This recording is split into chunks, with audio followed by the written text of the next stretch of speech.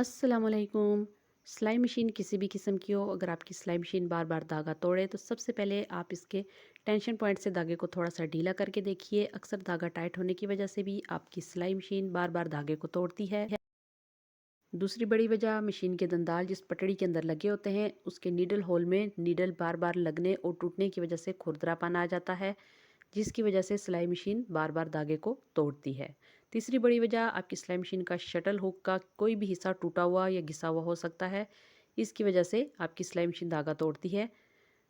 ये देखिए इस तरह से कहीं पे भी आपका शटल का कोई हिस्सा टूटा हुआ हो सकता है। तीसरी बड़ी वजह जो है आपकी सिलाई मशीन की जो नीडल है उसका साइज़ है वो छोटा बड़ा होने की वजह से भी मशीन टांका कर सकती है या धागा तोड़ सकती है। और चौथी बड़ी वजह मशीन के पैर का गैर मयारी होना है।